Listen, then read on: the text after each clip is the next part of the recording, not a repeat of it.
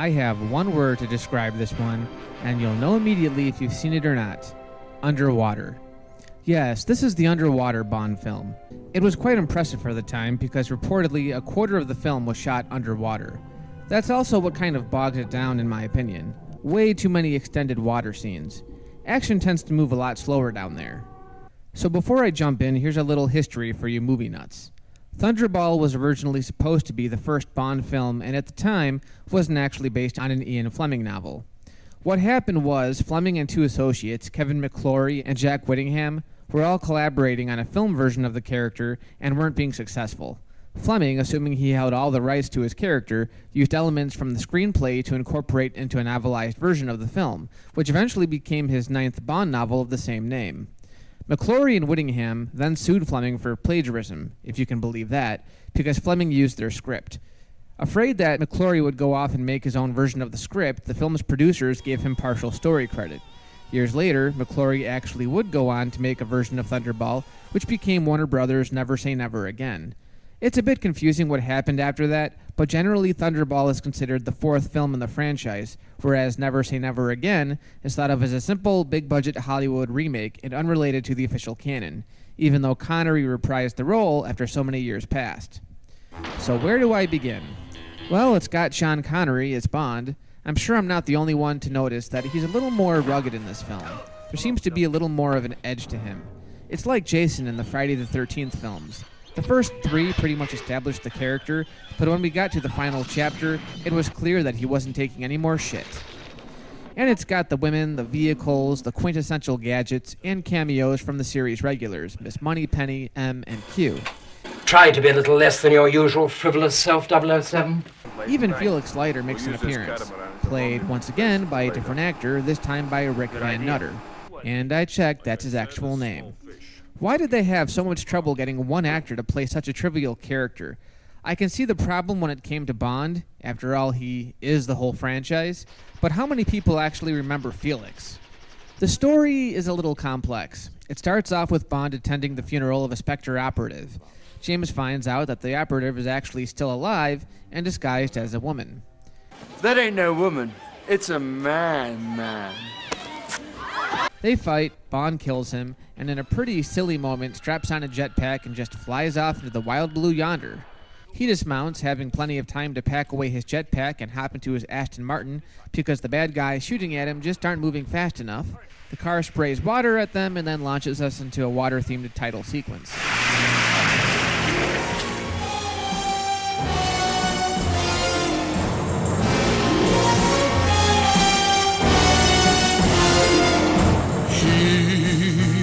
The first main character we meet is the film's villain, a one-eyed man named Emilio Largo, working for SPECTRE. We're also reintroduced to the number one character who shows us what he does to people who embezzle his money. I've decided on the appropriate action.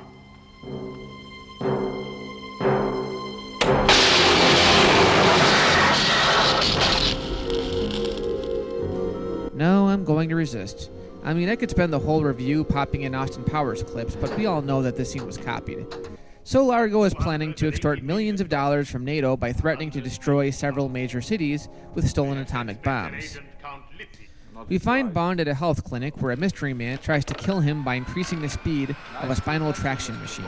Going into a coma, he wakes up and seduces his physical therapist, Patricia Fearing, because she's afraid he'll tell on her. Is it me, or is she kind of a slut? I mean, that's blatant sexual harassment, and she's not resisting at all. So we meet several incidental characters, and pay attention because this is where it can get confusing. Francois Derval is a NATO pilot sent to carry a pair of nuclear bombs on a training mission aboard the Avro Vulcan, a jet craft. He's seen romanticizing with a woman named Fiona Volpe, a SPECTRE agent. Then a man who looks like Francois enters the room and kills Derval, taking his place. This man is yet another SPECTRE goon named Angelo Palazzi, who right off the bat demands that SPECTRE pay him more money for going along with the mission. Angelo flies off in the Avro Vulcan and makes a descent for Largo's underwater base. When he submerges, he actually gets caught in the cockpit while Largo cuts his air supply. That's what happens when you're a greedy son of a bitch. Largo and his goons then proceed to steal the nuclear bombs as part of their plan. Bond goes to Nassau to rendezvous with Derval's sister, Domino, who is revealed to be Largo's girlfriend. I understand you're Mr. Largo's niece. Sounds better than, what would you say, mistress? Bond introduces himself to Largo during a particularly confrontational card game where James can't help but throw in hints that he knows of Largo's criminal background. What do you mean? The spectre of defeat. Ah, it's your spectre against mine, huh? Back at his apartment, Bond meets up with Felix Leiter, the third Felix Leiter, and punches him for nearly giving away his identity as a secret agent. Then, out of nowhere, Bond finds that one of Largo's assassins was hiding in a shower. Tell them the little fish I throw back into the sea.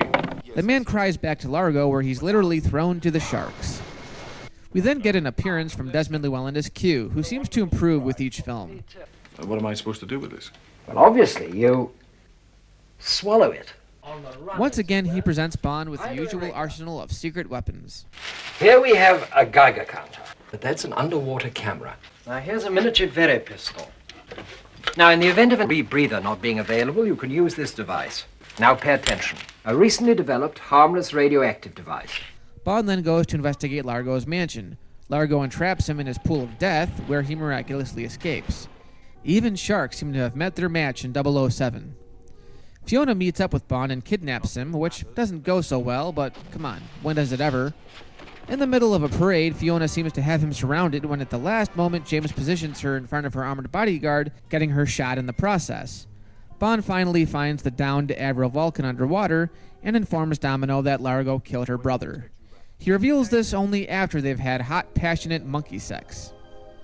Disguising himself as one of Largo's thugs, Bond finds out about Largo's plans to bomb Miami Beach. Like it would really matter, it's not like it's an important American landmark or anything, while Domino is captured. Felix comes in with an army of Coast Guard sailors to fight off Largo's men in what is a really confusing underwater battle. There are a few harpoons being tossed about, and they just had to throw in some sharks. But again, this is only the umpteenth underwater sequence, and it seems to go on forever. The final battle takes place on a speeding hydrofoil, where everything seems to have been shot in rapid speed, like someone intentionally slowed the speed of the film camera. This is one of those I'm not taking this very seriously moments. It's supposed to be the serious fist fight, and yet the boat and the water are moving at a comically fast pace.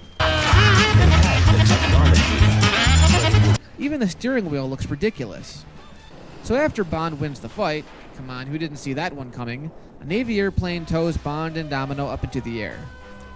This one's a little less memorable than the three that came before.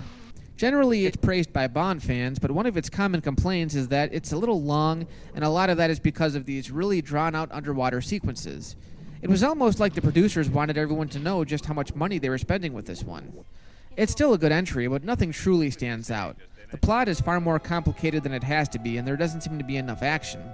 This is one of those entries that you can feel free to skip, but come back to later after you've seen some of the better ones.